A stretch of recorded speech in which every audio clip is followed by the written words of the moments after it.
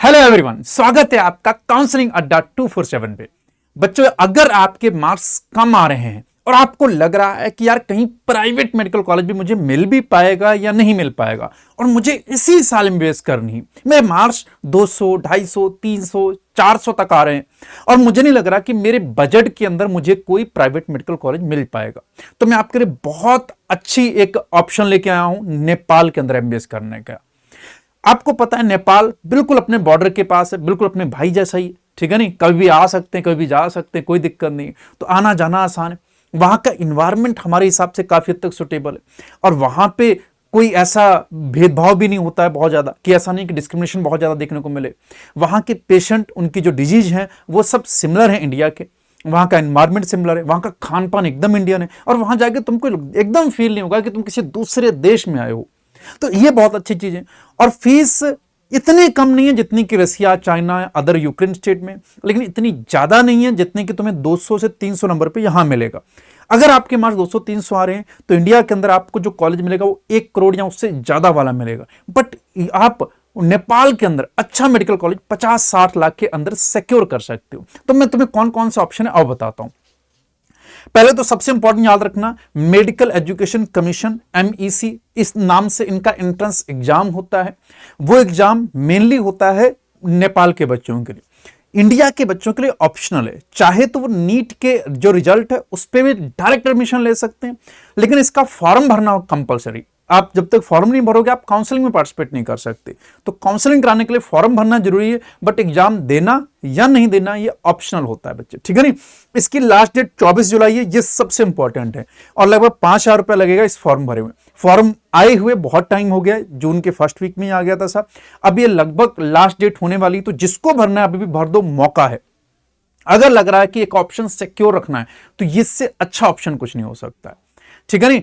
अब इसमें अगर जो लोग एग्जाम देना चाहते हैं, थोड़ा सा नीट से कठिन एग्जाम होता है कि उसमें मेंटल एबिलिटी के भी 20 क्वेश्चन आते हैं, फिजिक्स आती है, केमिस्ट्री आती है, मेंटल एबिलिटी आती है, लगभग 200 क्वेश्चन होते हैं और 3 घंटे मिलते हैं, ठीक है नहीं। चाहे तो वो एग्जाम दे सकते हैं, बट अगर आपने वो एग्जाम दिया तो नीट का एग्जाम आपका नहीं माना जाएगा, और अगर आपने वो एग्जाम नहीं दिया तो नीट के जो रिजल्ट है उसके आधार पर आप काउंसलिंग करवा सकते हो, बट फॉर्म भरना जरूरी।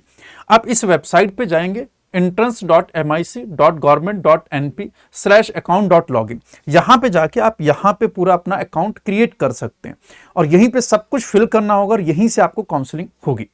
अब काउंसलिंग कराने के लिए जनरली डायरेक्ट आप कॉलेज जाके भी बात कर सकते हैं। आप सीधे कॉलेज जाइए, उनसे बोलिए कि ये मेरा रिजल्ट है और मुझे सीट चाहिए, तो आपको डायरेक्ट सीट मिल जाएगी। वहां बहुत लंबा चौड़ा आपको प्रोसीजर नहीं कराना पड़ता है, वहां पे कुछ फीस लेते हैं और उससे आपका प्रोविजनल एडमिशन हो जाता है। किसी फ्रॉड या स्कैमर के चक्कर में मत पड़िएगा, बहुत बार ऐसा होता है, स्कैमर या फ्रॉड के चक्कर में बच्चे अपना पैसा भी खो देते हैं और सीट भी खो देते हैं। तो आप डायरेक्ट कॉलेज जाके वहां पे भी बात कर सकते हैं। कितने कॉलेजेज हैं, कौन कौन से, वो मैं बता देता हूं एक बार।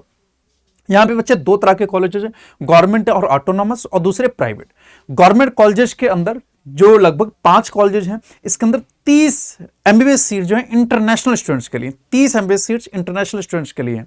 इसके लिए स्कोर आपका अच्छा होना चाहिए, तभी इसमें मिल पाता है, ठीक है नहीं। फीस यहाँ पे जो है वो $60,000 से $75,000 होती है। अगर मैं इसको इंडिया में कन्वर्ट करूं, इंडियन रुपीज में, तो 50 लाख से 62 लाख के बीच में इसकी फीस पढ़ने वाली अच्छे कॉलेजेज होते हैं।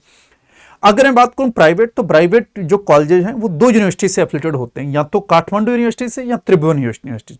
काठमांडू यूनिवर्सिटी के अंदर 10 कॉलेज आती हैं, जिसमें लगभग 351 इंटरनेशनल स्टूडेंट्स के लिए सीट्स होती हैं। अब इन सीट्स के अंदर जो फीस पड़ेगी वो लगभग 52 लाख से लेकर 62 लाख के बीच पड़ेगी। इसी तरह से त्रिभुवन यूनिवर्सिटी के अंदर लगभग 6 कॉलेज आते हैं और इसके अंदर लगभग 182 सीट्स होती हैं और यहाँ पे भी फीस 50 से 57 लाख के बीच पड़ती है।